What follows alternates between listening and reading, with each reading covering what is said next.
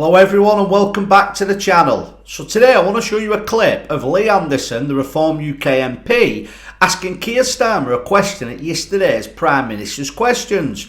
And I want to tell you why I think that Keir Starmer wouldn't and couldn't give an answer to Lee Anderson when it came to climate change and CO2 emissions. So take a look at this clip of Lee Anderson asking his question. Mr. Speaker, I come to this chamber, Mr. Speaker, every week to ask sensible questions, and I expect sensible answers. But all I get is glazed expressions and waffle, and from the opposite benches. So, Mr. Speaker, I want to ask the Prime Minister a very simple question on behalf of all the net zero sceptics. If we became net zero tomorrow, by how much would it reduce the Earth's temperature by? Simple question. Minister. Mr. Speaker, net zero is of course not easy, but it's a huge opportunity to boost our growth, our jobs and our economy. And so he knows my views on that. But you know, he complains that I've better ideas if they stop fawning over Putin. And I understand the member for Clacton wants to be... We see Lee Anderson ask a very simple question in his words. And the question is that if we were to go net zero, we don't produce any CO2 emissions whatsoever as of tomorrow, how much will the world decrease its temperature with? Now, the reason this is such an important question is because we're told that because of the amount of CO2 emissions, the Earth is warming, and if it warms to a certain degree, that it will be the end of humanity. So we're told that we must make all these sacrifices. We must struggle to heat our houses up.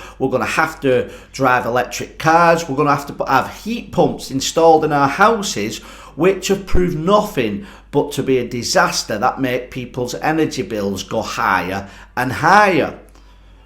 So the question Lee Anderson asks is, if we all do this and it all happened tomorrow, theoretically, how much would the world temperature decrease by? And the truth is, and the reason why Keir Starmer cannot answer that question and won't answer that question, is because it wouldn't reduce by anything. And then the question will be, well, what is the point of it? What's the real reason, the real agenda behind the elites in this country and the Western world as a whole trying to get us to do this harmful sacrifice which seems to have no benefit whatsoever? Now, if you believe that the Earth is warming up and the whole world did it at once, maybe then you would have an argument. And I said maybe because I, like Lee Anderson said, like he is and many other people, I'm very sceptical indeed of the whole argument.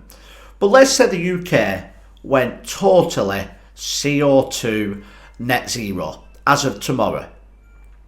Well, we only produce less than 1% of all CO2 emissions around the world, with a lot of larger countries actually increasing the CO2 emissions by sensibly, in my opinion, opening more coal mines, or in America's case, fracking, becoming energy independent, when at the same time what we're doing is we're stopping drilling for oil and gas. We're saying that we're going to totally go net zero by 2050 and people's energy bills are just going to go higher and higher and higher. And the most vulnerable people in society, let's be honest, a lot of them will die because they can't afford to heat their houses up. We already see that now, and we have seen that for the last 10 years with the price of what energy bills have been already. So with the increase that is happening time and time again, and not to mention the increase out of the budget that we're paying towards net zero. So it was around £30 billion under the Conservatives, which was ridiculous at best. But now under this government, it's going to be 50 to 60 billion pound as things stand now, because Ed Miliband has increased it by another 20 billion pound in his dream of capturing carbon. So that is why Keir Starmer cannot answer the question. So what I want to ask you today on this video, and please give me your answers in the comment section, why do you think, if it wouldn't change anything when it comes to the temperature of the earth, why is the UK government and government's been so hell-bent on getting us to net zero?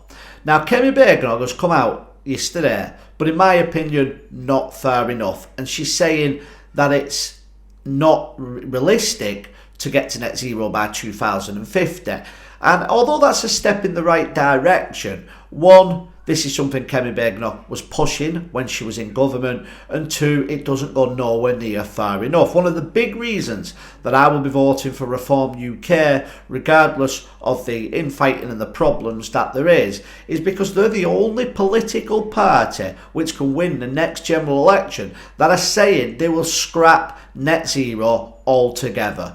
They will start to become energy independent like we're seeing in the United States of America. And you think about that, already, just off that one policy, a Reform government would save £50 billion a year. Not to mention the money and infrastructure and getting the country going by using our own fossil fuels again, by selling our fossil fuels around the world like we did at one time, by creating jobs. That's going to create growth. But let me know what you think in the comment section. A good question by Lee Anderson, may come across a bit tongue-in-cheek, but it's a very, very simple question that should have got a simple answer. But you, like me, know that Keir Starmer cannot and would not answer that question. Thank you all for watching the video. Please like, share and especially subscribe to the channel to help me get more of these videos out to more people, and I'll see you on the next one.